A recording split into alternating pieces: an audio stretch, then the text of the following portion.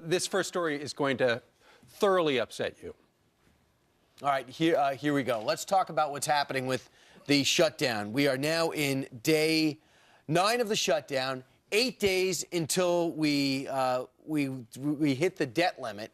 And now we find out the latest casualties, pun intended, are our veterans that have, as our soldiers that have lost their lives in battle.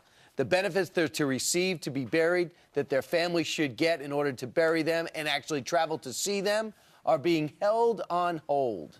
That's right. And the Fisher House actually stepped up, which is incredible. I mean, they're known for the work that they do to build up military homes, comfort homes for families of injured soldiers. Yeah, they provide, Elizabeth, as you know, the interim homes for people if they have a long-term injury, right, and they're at a veterans hospital. What do the families do if they want to support? Fisher House provides that opportunity to eat and live there for free. Well, here's the thing, and everybody's going to go, well, how could Congress possibly have let this happen? Right. And there's a plaque there at the Fisher House. Duncan Hunter, the California congressman who you're about to hear from, says, wait a minute, we already took care of this. A couple of days ago, we passed the Pay Our Military Act, and he said not only would that pay the active military, but it was also pay the death gratuity, as it is known as, this $100,000 payment. But nonetheless, he says, because there are some lawyers in Washington, D.C., they have a careless legal interpretation of the benefit, so they're not getting the money. But he says, Mr. Hunter does, this could be fixed instantly. Watch. Why did they make the decision to send back bodies and caskets from rented cargo planes that weren't even U.S. military planes? I mean, why do they buy $80,000 toilet seats? Why do they have program after program that does not work? The reason is they make bad decisions sometimes, and this is one of those bad decisions. And instead of just fessing up and saying, sorry, we got this wrong, we're going to fix it, for some reason they're digging their heels in, and I'm not sure why, frankly, because it's very easy for them to say, look, we have 3 other lawyers here. They say we can do it. Let's just pay it, get this over with. They could do that now, literally tonight, and this money could be wire transferred in the morning to these families. It's that easy for them to fix this. They don't have to wait for Congress. He's right. He's right. He is right. I mean, also suspended during the shutdown is a program that pays for the families to send them to Dover Air Force Base so they can actually see their loved ones. And that's the get $100,000 immediately. Well, it's the travel though, because they're only going to be transferred one time at Dover, and that's going to happen today. Mm-hmm. And the government is not coming up with any cash for that, and so apparently the Army Rangers Lead the Way Fund is paying. Also, they're along with the Fisher House, they've made the gesture that they would pay the $100,000 gratuity.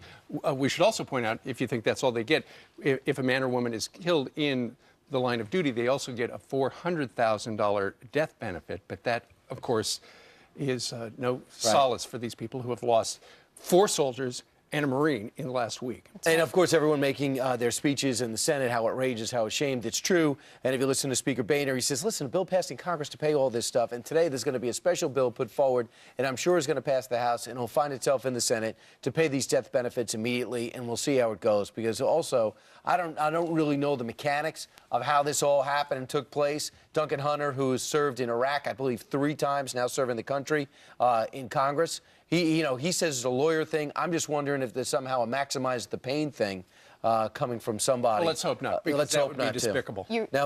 Go ahead. No, I mean, you mentioned mechanics of how this is all happening. Well, the mechanical bull for the National Guard Recruitment Center is actually being paid for somehow, right? And I think it's, almost $50,000 was approved. Yeah, $47,174 contract goes from the General Service Administration forward to this company that supplies a mechanical bull, which essentially is supposed to get people interested in signing up for the National Guard. Well, for recruiting purposes.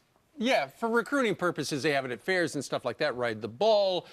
And you know when the government bought that? Monday. The government was shut down Monday. But nonetheless, the GAO apparently did the contract that day.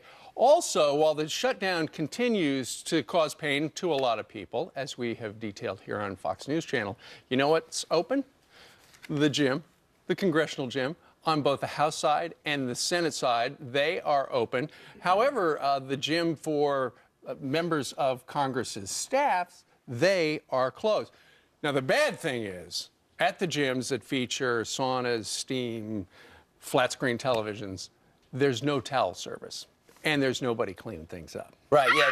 That's right. So you're allowed to work out. Here's what Congressman Waxman said. People shouldn't worry if the wellness center is open. They should worry that the government is closed. But it's all part of the semantics and the optics. All right. Let's just talk about what happened yesterday in the afternoon. I did not hear all of this because I was listening on the Fox News Radio app, and I went into the subway, and it cut out for all of it. I did not hear when the president walked out, to the surprise of many, and gave his hour-long plus press conference about the shutdown, the debt limit that we were about to hit, and the shutdown that was ongoing, and his refusal to talk or be held hostage, which is his words, by the Speaker and the Republicans in the House. I did not hear one difficult question. One question that would be, I guess, a welcome opportunity for the president to explain his position of not negotiating and using historical precedent to define why he is not negotiating with anybody in Congress. Well, Mark Knoller of CBS Radio actually asked a good question at one point where he said, well, what about all these funding measures that the Republicans have passed to go ahead and fund veterans and national parks and the NIH and stuff like that? And he essentially just punted on that, swatted that away. There's so many other questions. Well, yeah, the talking points, sure. Nobody asked a single question about the Affordable Care Act, which was interesting.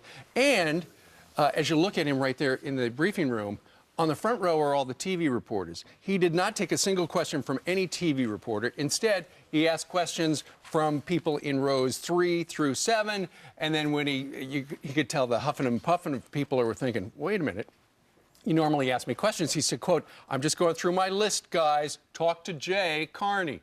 Well, who runs things over at the White House, Jay Carney or the president? Well, I'm sure. And Carney was smiling. Evidently, people are upset that Jay Carney's upset that he's been getting such a hard time from people at the press conference, like Jonathan Karl, like Chuck Todd, like Ed Henry. Not a hard time. These are direct questions. For example, the president comes out and says there's no history, there's no precedent for asking for negotiating on the debt ceiling is flat out wrong. In '85 and 2011 he did. In '85 Reagan did. In '97 Clinton did. Why couldn't one of those questions have come up? And if I'm the president, I'd want that question because I still don't know why he voted for the debt ceiling not to be raised in 2006. And it was raised. Yeah, and he promised he didn't want to do that. There was no question on Obamacare.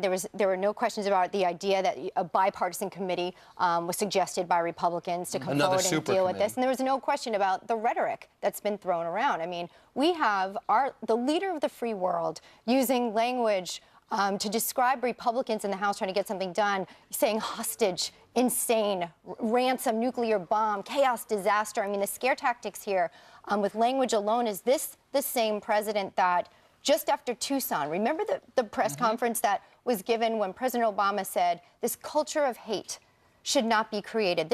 He actually thought that the culture of hate and description and divisiveness that's going on created what happened in Tucson for a moment, a lot of people thought. And here he is using rhetoric that, I mean, is terrible to describe our own nation. And shouldn't peace start at home? Shouldn't peacemaking start in your own house, literally? That is such a good point, but he's aiming his rhetoric at the House. He is angry at the House, and they are simply standing on principle. It was just a bad day for Washington. Well, you know, yesterday. Brian, nothing happened. You know what, Brian? You might blame one of the reasons that the president jumped over the first row asking questions, and that is that, suddenly mainstream media is talking about, well, it's both sides to blame because the White House would prefer, well, it's just those darn Republicans.